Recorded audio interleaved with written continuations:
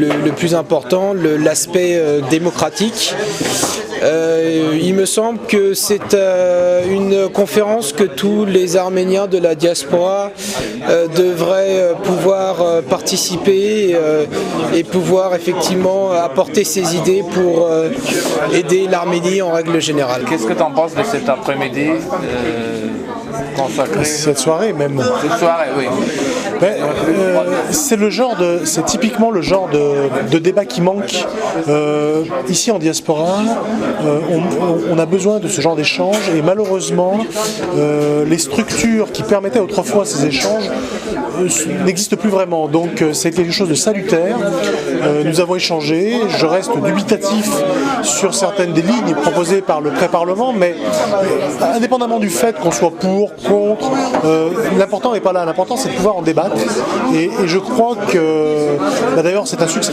Il serait bien que demain, après-demain, ce type de manifestation, de débat finalement, ait lieu à nouveau sur ce sujet et sur d'autres, et qu'on puisse réinsuffler en diaspora aussi, parce qu'en diaspora également nous avons un problème de vie démocratique, qu'on puisse réinsuffler ce débat. Donc c'est très bien.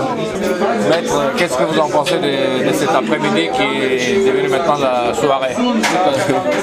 Ça a duré plus de 3 heures.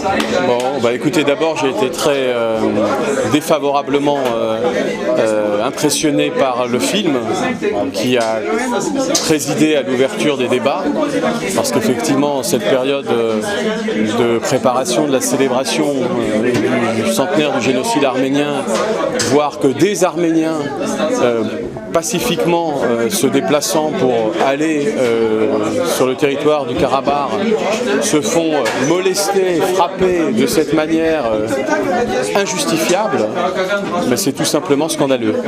Et je pense qu'on était avec cette introduction par l'image dans le vif du sujet des débats qui ont suivi. Pour ma part, je me suis contenté de donner un éclairage sur mon domaine de compétences, qui est le domaine juridique, qui a trait à l'Arménie à travers la situation des requêtes qui sont exercées devant la Cour européenne des droits de l'homme. Mais tout le reste des interventions était extrêmement enrichissant, porteur d'espoir, parce que la situation ne peut plus durer comme cela. Il faut qu'il y ait un sursaut, une réaction du peuple arménien. Et nous attendons donc avec à la fois impatience, angoisse et espérance les semaines à venir. Merci beaucoup. Merci à vous. Qu'est-ce que vous en pensez de cet après-midi qui est devenu maintenant la soirée? Je suis davantage préoccupé par la situation en Arménie, il faut dire, sur la situation des droits de l'homme, sur la situation économique.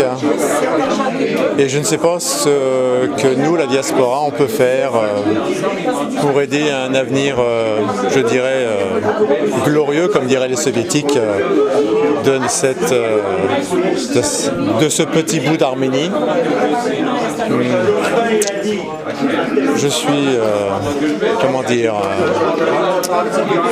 je suis très préoccupé et j'aimerais bien que les Arméniens vivent une situation harmonieuse, respectueuse des droits de l'homme et d'un régime démocratique effectif. Voilà.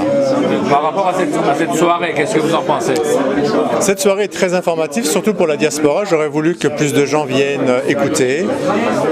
Il est dommage que tous les responsables des associations arméniennes de France ou de Paris ne soient pas là pour donner leur point de vue. Ça aurait été beaucoup plus instructif pour moi.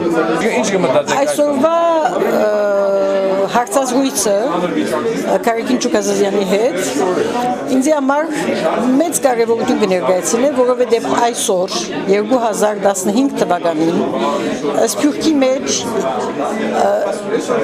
քաղաքական մտածողության արտահայտության դեղ գոյություն չունի այլևս։ Այսօր մենք կգտնվենք շոուբիզի վերածված քաղաքականության եւ հայկական քաղաքականությունը վերածված է լոզունգային քաղաքականության։ Մտածողություն գոյություն չունի եւ հոն ու մտածողություն կա, մենք պետք է քաչալերենք այդ մտածողները, որովհետեւ որովհետև անգայուն աշխարհի մեջ, ինչպես կսեի քիչ առաջ, անգայուն եւ փարտ եւ հետս հետ փարտացող աշխարհի մեջ, հետս հետ փարտացող հայկական քաղաքականությունը, Սփյուռք եւ Հայաստան, պետք ունի նոր մտածողություն, եւ այդ նոր մտածողությունը այսօր կբացակայի մեր ամենօրյա կյանքին։ Ադոր համար մեծ բանով կքնահատեմ, մեծապես կքնահատեմ այս դեսագի հանդիպումները,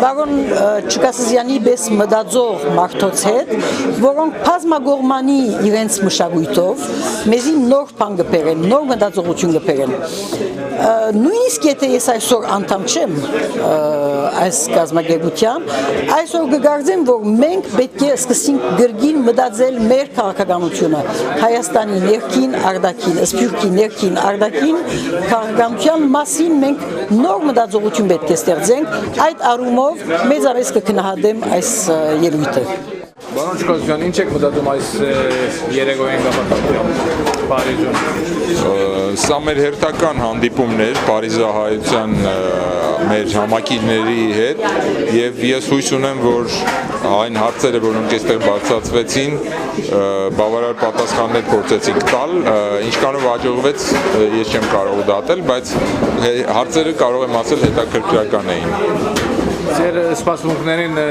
բավականացրեցին։ Այո, ես կարծում եմ, որ այն հարցերը, որոնք տրվում էին, շատ տեղին էին եւ նպատակային եւ արտացոլում էին մտահոգությունները Սփյուռքահայության Հայաստանում տեղի ունեցող գործընթացների քաղաքական, ներքաղաքական եւ արտաքին քաղաքական եւ փաստորեն ուրախ եմ, որ մտահոգ Սփյուռքահայություն գոյություն ունի Հայաստանի այսօրվա խնդիրներով։ Ինչ կմտածեք նաեւ ձեր հարթակի վրա գտնվող մյուս Լորան Լեյլեքյանին, Հիլդա Չոբոյանին եւ պաստապան բարոն Ասլանյանին ասածներուն կապակցությամբ։ Ես կարծում եմ, որ մեր սփյուռքահայ մասնագիտական շրջանակների ներգրավումը ներհայաստանյան քաղաքական հարցերին չափազանց կարևոր է։ Տարիներ շարունակ իրենց հեռու են ամեն կերպ փորձել պահել Հայաստանի ներքաղաքական հարցերից հայաստանյան գործող իշխանությունները, մենք ճիշտ հակառակ կարծիքին ենք, որ պետք է մաքսիմում ներգրավել սփյուռքահայ մասնագիտական շրջանակներին, որովհետեւ մենք համազգային մոտեցում ունենանք այն մարտահրավերների նկատմամբ, որոնք Հայաստանի առջև կանգնած են։